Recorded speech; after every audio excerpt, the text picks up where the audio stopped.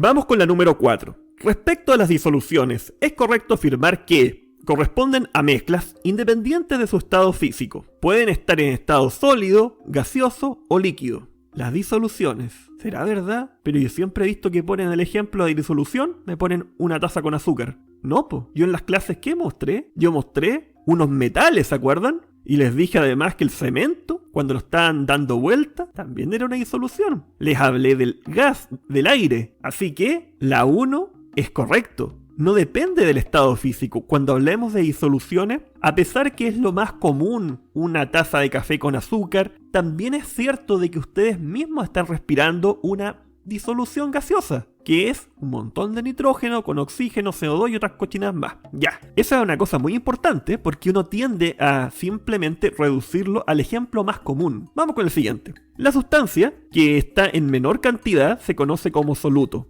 ¿Soluto? ¿Qué era el soluto? Lo que está en menor cantidad en una disolución. La sustancia... Ah, está bien, pues. Está bien entonces. Los componentes de la disolución no reaccionan entre sí. Miren, vamos a suponer que no reaccionan entre sí, ¿ya? Por ahora vamos a suponer que es así.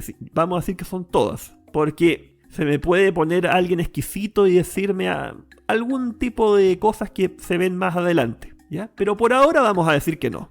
Respecto a la siguiente situación, ahí les debía haber puesto de la siguiente situación, ¿o no? No soy profesor de lenguaje. Ya, tengo que revisar estas cosas antes de subir la diapositiva. Una persona comienza a agregar azúcar a su taza de té, pero agrega demasiada y no logra disolverla, dejando un poco en el fondo. Para dejarlo bien claro, en el lado derecho puse ahí fase líquida y la azúcar en el fondo como un conchito. Es correcto afirmar que la disolución se encuentra sobresaturada. ¿Es verdad o mentira? Vamos a entender, para hacer una aclaración, como disolución a todo este conjunto, incluido la fase líquida y en el fondo el azúcar. Vamos a decir que sí, ¿ya? Porque ahí alguien podría ponerse exquisito y decir, profesor, pero la fase líquida está saturada solamente, que es la punto 3. Si la persona traspasa la fase líquida de su taza de té, entonces esa disolución se encuentra saturada. Y es verdad, la fase líquida está saturada, pero todo este conjunto vamos a decir que está sobresaturado. ¿Estamos? La mezcla resultante es una mezcla heterogénea. En este caso, lo importante era poder distinguir algo y tener presente. Mira, cuando yo no puedo agregar más, ¿qué ocurre? Cae de esta sopa, ¿ya? Y se va al fondo. Pero esta sopita quedó con lo máximo posible. Y si queda con lo máximo posible, es saturado, esa fase líquida. Así que es una mezcla heterogénea, queda una fase sólida y una fase líquida saturada. En general podemos decir que la disolución se encuentra sobresaturada, ¿ya? Esto es un poco complicado de entender, así que denle un poco de vuelta porque es bueno que hagan un proceso reflexivo sobre ello. Vamos con la siguiente. Respecto a la solvatación de la sal de mesa. Miércoles, la palabra difícil. Solvatación y sal de mesa, cloruro de sodio. Es correcto afirmar que la estructura polar de la molécula de agua se asocia a la estructura cristalina de la sal mediante asociación de cargas. ¿Qué me está hablando? Yo les había puesto un monito. En ese monito, y miren, voy a hacer pillo esta vez. No les voy a dar todo en bandeja. No les voy a poner el monito acá, para que vean las clases que he subido.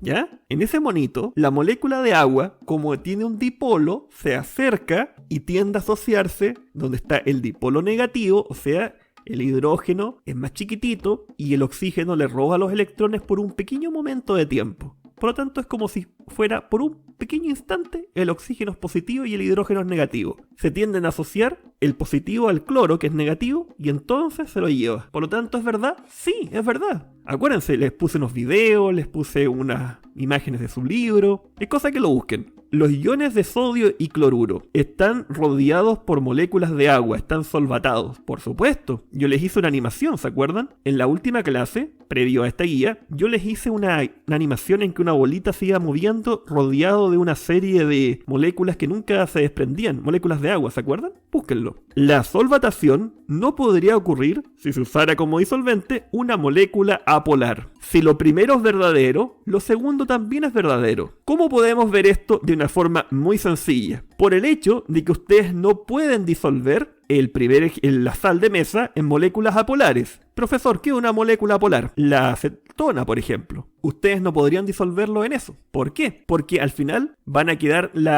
un conchito. La sal no se va a ser como si hubiese algo transparente y abajo va a estar el precipitado. Tratan de hacerlo si es que tienen la oportunidad. Con cuidado, eso sí, ¿ya?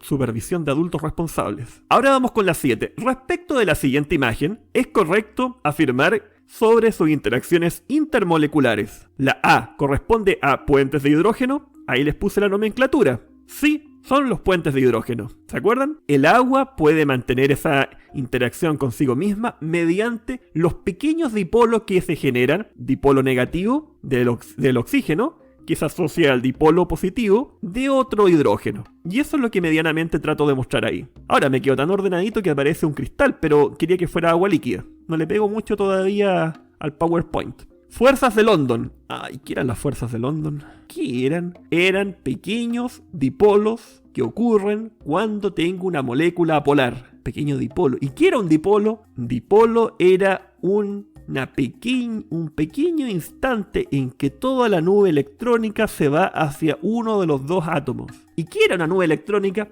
Era la cantidad de electrones que están formando parte de los átomos de una molécula. ¿Y qué era una molécula? Una molécula es una asociación de dos o más átomos iguales o diferentes.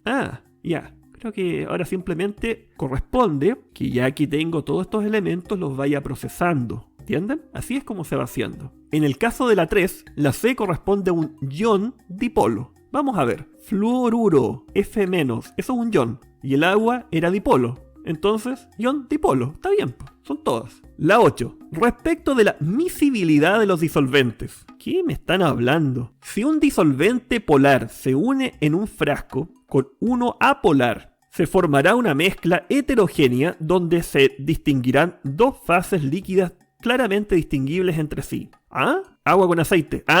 Ya, ahora sí. Ahora entendí. Disolvente polar, ¿cuál sería? Agua. Apolar, aceite. Mezcla heterogénea, agua con aceite. Ya, listo. Logro distinguir el agua del aceite, uno es amarillo, el otro transparente. Totalmente claro. O sea, verdadero. ¿Ven? A veces hay que tener... Miren, una de las cosas es que a veces uno pone en palabras la cosa media complicada. Pero no es complicado, es simplemente verbalizar utilizando lenguaje científico. Y esa es una de las cosas por las cuales nosotros tenemos que ir midiendo cómo vamos. ¿Por qué? Para que sepamos si es que realmente estamos aprendiendo esta forma de ver los fenómenos naturales. Es eso, no es para hacerles difíciles las cosas. Si un disolvente se agrega a otro, ¿ya? Se obtiene una sola fase. Se puede inferir que existe un cierto grado de interacción entre ambos disolventes. Por ejemplo, en el caso anterior era agua con aceite. ¿Hay interacción entre las moléculas de agua y aceite? No. ¿Hay interacción entre el agua y el alcohol? Sí. ¿Y forman una sola fase? Sí. Por lo tanto, podríamos concluir que